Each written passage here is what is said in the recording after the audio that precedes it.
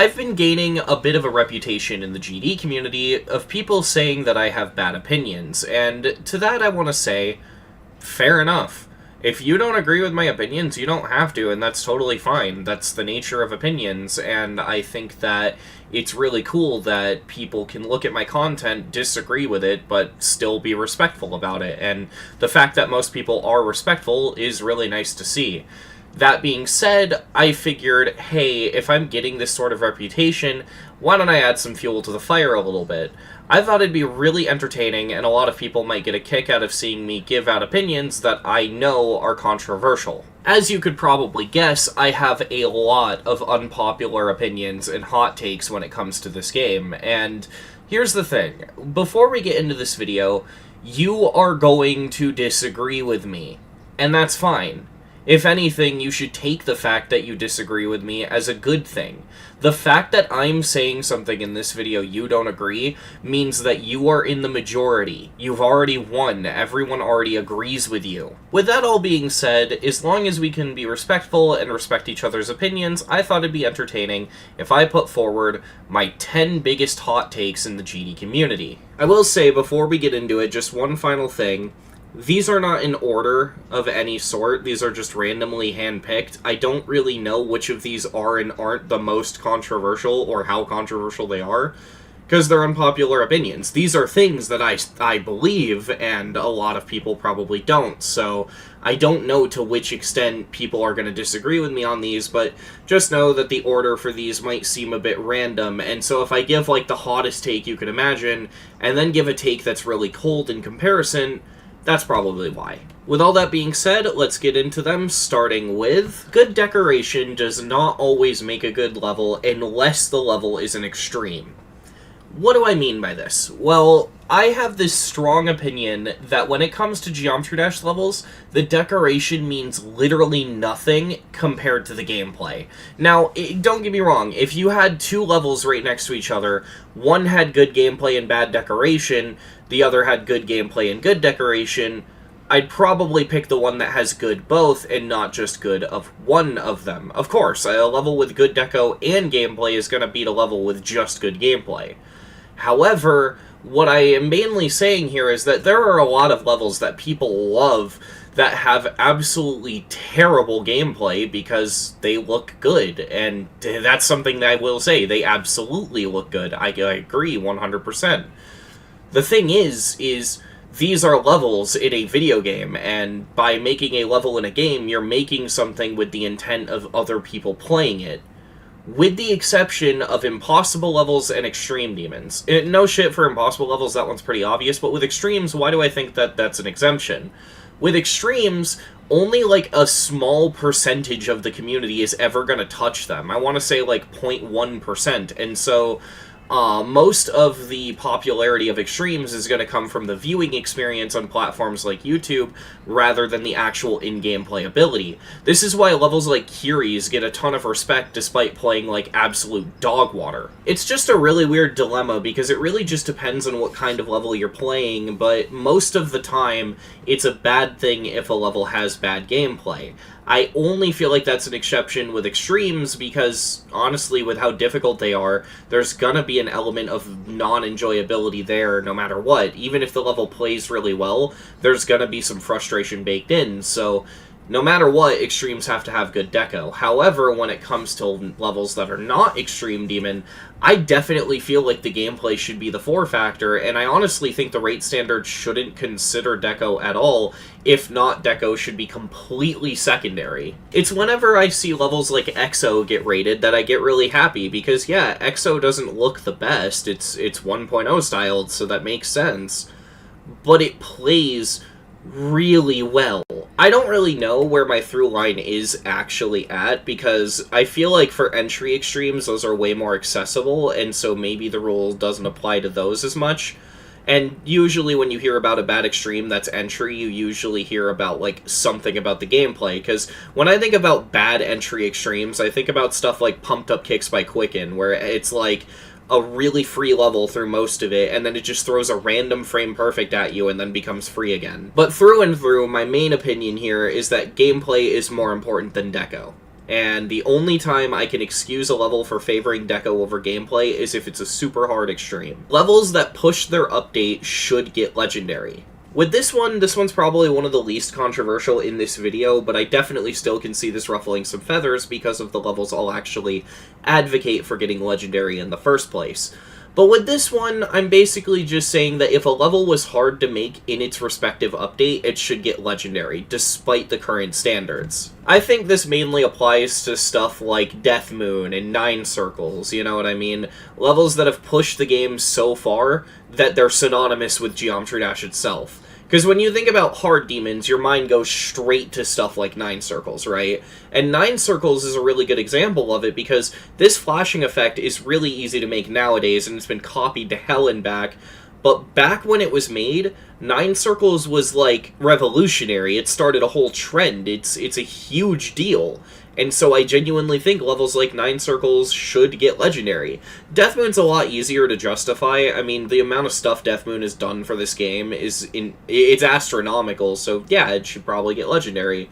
And the reason I'm advocating for legendary and not mythic is mainly just to set a sort of middle ground here, because I know people are going to disagree with this to an extent, and I feel like legendary is a lot easier to justify than mythic, because obviously these levels are old and they're dated, so yeah, I think it's fair to say that they are at the very least somewhat affected by their age, but I still feel like they are good even today when you look at levels like Death Moon, that they deserve legendary. That's mainly my opinion. The GDDL is better than the GDDP. Now, this one's insanely controversial, and let me make a disclaimer right off the bat. Both of these lists are really, really good, and I would still advocate for using the GDDP. If you're trying to improve at this game, you need as many resources as possible, and both of these lists are good for improving at the game. However, I find that the GDDL is just in general underrated in this community. Now, I should probably explain what both the lists are for people who are out of the loop, but don't worry, I'll make it brief because I know most people will already know what these are. The Geometry Dash demon progression is quite simply just a list of demons curated into tiers for you to beat. It'll be like 25 levels in each tier, and they're sorted into like beginner, bronze, silver, amber, stuff like that, and each of them will represent their own corresponding difficulty. So beginner is obviously easy demons, bronze is medium demons, silver is hard demons, so on and so forth. The Geometry Dash Demon Ladder is a website that allows you to look up the difficulty of any demon in the game, and they are sorted into tiers. So it's not limited to a curated selection, it is literally every level in the game. It is voted on by individual players, and what I like about this list so much is that it has around 35 tiers. And you might think 35 tiers for demon difficulties, that seems a bit absurd, but the reason they do it is because they want to separate each demon difficulty by their difficulties. So pulling up the GDDL right here, this is a good demonstration of how it works, because they have a little example tier system right here. So basically, yeah, they split it into 35 tiers, and if we go over to the easy demons, you can see that it has Starpunk, Shiver, Is, the Lightning Road, and the Nightmare as tier 1. So these are like super beginner first demons for players to complete demons, right? Like these are super easy. Tier 2, it gets a little bit harder with Slap Squad 2, Crazy Bolt, Speed of Light. Tier 3, you get stuff like Demon Park, X, and Club Step. Tier 4, you get Mass Production, Chaos Impact, Death Moon running in the 90s. And then Tier 5 is the transition point between Easy to Medium Demon, where you get stuff like Sidestep and Deadlocked.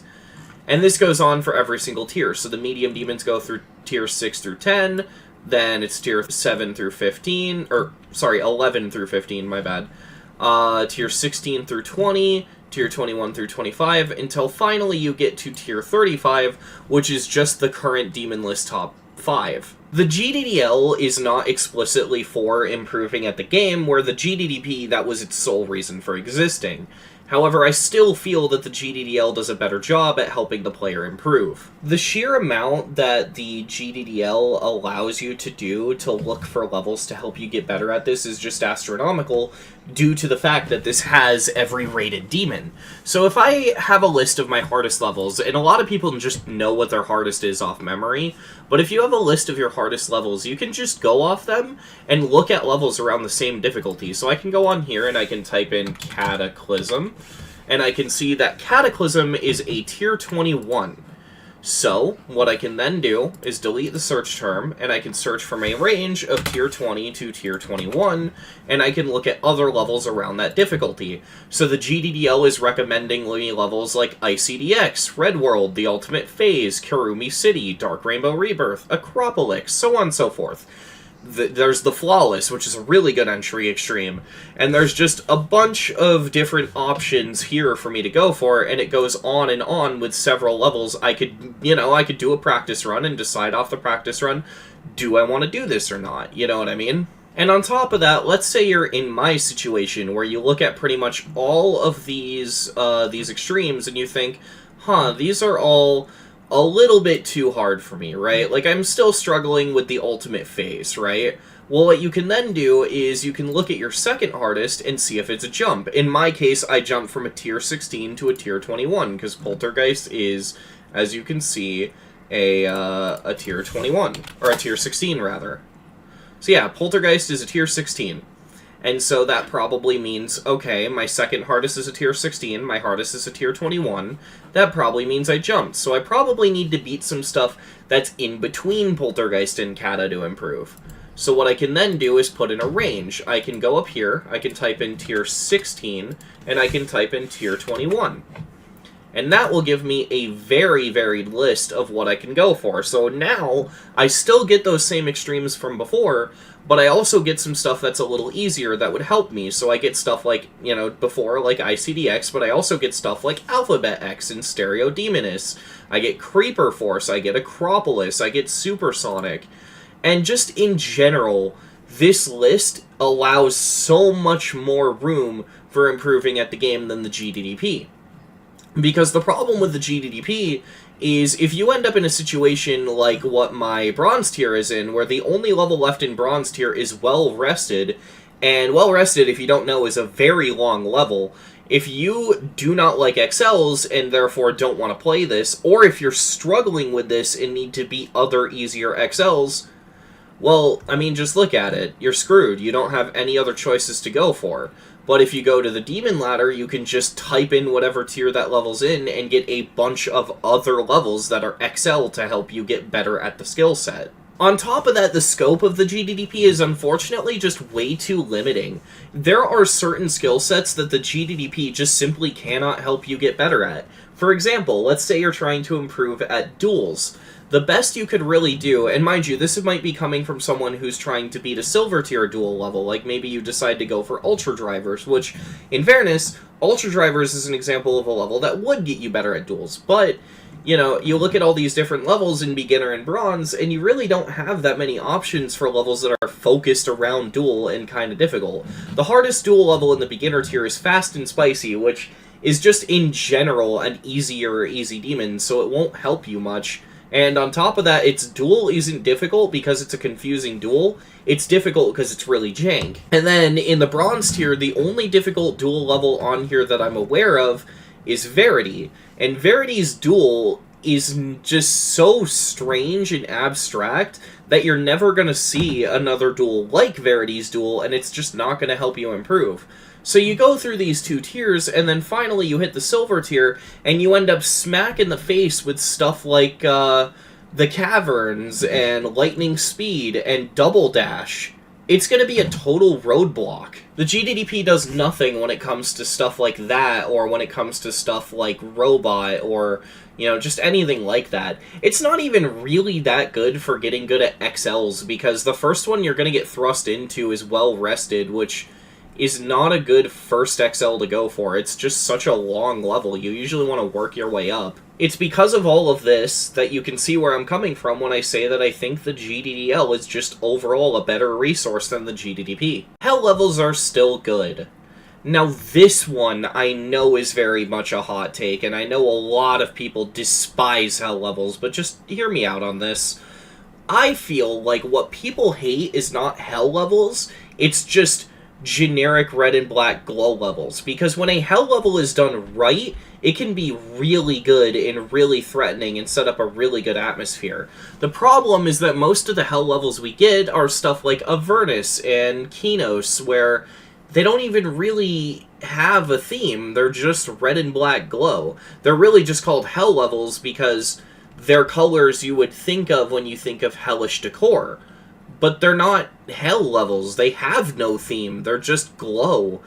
And when you think of levels that actually are really well made and are hell levels, you start to see the paradigm shift a little bit. Whenever I think of hell levels that are actually liked, I think of stuff like Hell by Serpunge, Reanimation, Red Room. Red Room's actually a really good example of what I'm talking about here, because Red Room was the most popular level on the 2.2 private server, so much so that it's one of the few levels that were brought over from that private server to the full game, and on the full game, people are pushing for it to get a rate and saying it's the best 2.2 level. And when you look at a level like Red Room, and you compare it to something like Kinos, you immediately see the issue here, and why Red Room is good and Kinos is bad.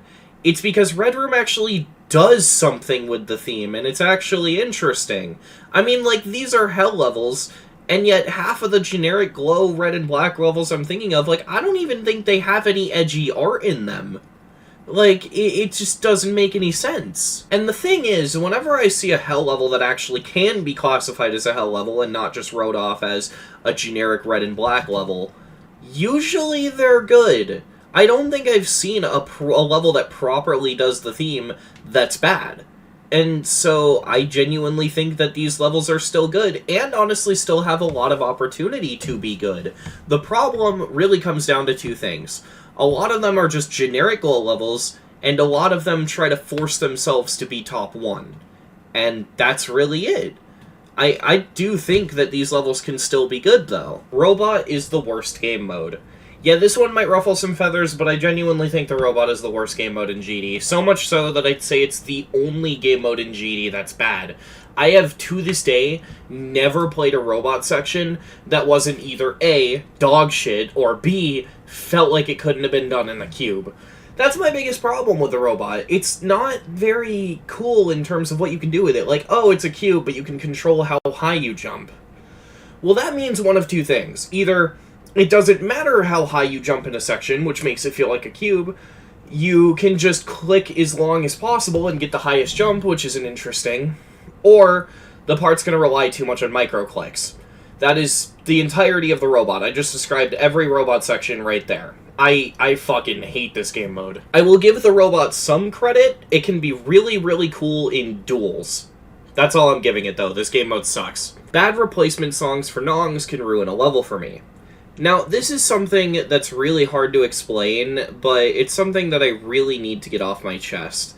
If you are aiming for a rate, because this only affects rated levels, if your level's not rate-worthy, ignore this, this doesn't matter, but on rate-worthy levels, especially hard ones, if you have a bad replacement song, it's gonna ruin the level for me. Examples of this I can think of off the top of my head are Aerial Gleam, where the replacement song is Jawbreaker, which can be really annoying if you go to play Aerial Gleam and then turn around and play Jawbreaker, which is basically the issue for all of these. There's also situations like Killbot using Sweet Dreams as the replacement song.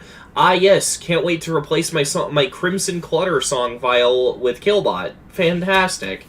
And the worst of all is, because those are annoying, but at least that just means you have to swap back and forth between files. The worst of it is when the song file doesn't fit the level. This is all too common and I can't stand it, but this is stuff like Gunslinger Corridor's Nong being Stereo Madness.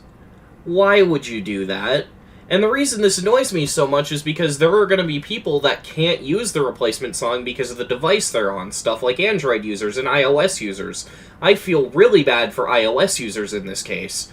Because, yeah, if you're in a situation where you want to beat Gunslinger Corridor, but you're on a phone, well, it sucks to be you. You gotta beat it with a song of Stereo Madness, I guess. In most of these cases, I'm still able to like the level, but this usually makes me like the level a lot less. I'm talking like, this can take a 10 out of 10 level and drop it down to an 8 out of 10 for me. 9 Circles levels can still be unique. Now this one's gonna really ruffle some feathers, because I'm aware that there are people in this community that just absolutely hate Circles levels, but just hear me out on this even if you're one of those people. All you need to be labeled as a Circles level at this point is a pulsing effect that's reminiscent of the 9 Circles effect, and to mostly consist of 3 to 4 times speed wave gameplay. Think about just how broad those restrictions are. You can do so much while still being labeled as a Circles level, and lately we've been seeing that with absolute bangers like Ring Trick and Crackhead Circles. It is not hard to take this concept and be unique with it, but unfortunately everyone thinks the best course of action is to make a derivative level with the same type of deco, usually just changing out the blocks and stacking design on top of the blocks, and the same type of gameplay. You know, fakes, all the stuff is structured to be shaped like a diamond, so on and so forth. This leads to absolute atrocities like Sonic Wave Infinity. But after seeing stuff like Ring Trick and Crackhead Circles, and even more so now that we're in a new update where the potential has been completely pushed through the ceiling, yeah, there's opportunity for really cool Circles levels. Just know that if you're gonna make a Circles level in 2.2, please don't abuse camera controls. Don't be like 9 Riffs. I'm sorry, but if I already hate levels that look like a goddamn fan cam, but if there's one type of level I especially don't want that to be the case in, it's 9 Circles levels. Just be unique and don't abuse the camera triggers. Avernus is better than Tidal Wave. Yeah, this one's gonna piss a lot of people off. So first of all, if you want my more detailed thoughts on Tidal Wave, check out this video right here. It goes way more in depth on my thoughts on Tidal Wave. Long story short, I think the level's really bad. But the thing is, I genuinely think Avernus looks better than Tidal Wave. I will say this, Avernus looks like it took less effort than Tidal Wave. I think that is definitely something that you can say for the level, but I still think Avernus looks better than Tidal Wave. Tidal Wave cares way too much about having these intricate and amazing block designs, and doesn't focus enough on having interesting backgrounds or actually making things look different throughout the level. You know what I mean? It has a background that lasts for like 60% of the level, whereas every section in Avernus is distinct and unique and different from each other, and they all look good. Avernus is just overall better than Tidal Wave through and through, and yeah, I don't care. I genuinely think Avernus is tenfold better than Tidal Wave. Geometry Dash's price should be increased. Now, I don't even know if this is an unpopular opinion. It's more fair to say that I've never even heard someone give an opinion on this to begin with. Geometry Dash is around $4 on Steam, if I remember correctly, and I think that's way too low, to be honest. Honestly, I think the price should be increased to like $10. Just thinking about the sheer amount of variety in things you can play, and the endless potential of the things you can make, RobTop has made this game so endlessly useful, and there's just so much value in this game. Yeah, I don't think it hurt to increase the price of the game. Honestly, if I saw GD's price get raised to like $6.99, or hell, even $9.99, bringing us to like $10, that seems really fair, and I genuinely would buy the game a second time just to give Rob more money, because honestly, what he's done with this game, he deserves it. We no longer need Megahack. So when I was writing this video, this was an unpopular opinion, but after 2.201 came out, I pretty much saw everyone else saying the same thing. Megahack at this point is just a cosmetic luxury and not this necessity. If you would have asked me in Update 2.1, I would have told you that you needed to get Megahack the moment you started to touch anything Hard Demon onwards. Megahack had so much quality of life in it that helped you. Even ignoring stuff like FPS bypass, the sheer amount of bug fixes that were added through Megahack, and just the sheer amount of features and just things that Megahack added, Megahack felt like an update for Geometry Dash in and of itself. However, now, most of the features in Megahack have already come to GD, and a lot of those features are the things that made Megahack a necessity. The only real things I could see being super useful in Megahack are things like Start Pause Switcher. I personally still want Megahack and still see value in it because, you know, it has a bot and its bot is very useful and I like botting things. But you don't need to bot things, that's not like a requirement, and this isn't me saying I don't want Megahack, because I do want it. I'm just saying Megahack's no longer this super large behemoth in the GD community that everyone needs to get. And honestly, that's kind of refreshing. It'll be very nice in the future to see a top player base of vanilla players start to grow, and that'd be very interesting to see. I genuinely love to see the top players in this game start playing without mods, because that'd be legitimately interesting. And that's all of my big hot takes. I don't know how this video is going to go over, but at the very least, just go easy on me and remember that these are just opinions. You know what I mean? Like, it's okay if you disagree with me, and the fact that these are my opinions, it means you're in the majority. You've already won. So, yeah, if you disagree with me, more power to you, but I just thought this would be a really entertaining video to make, and I hope you enjoyed.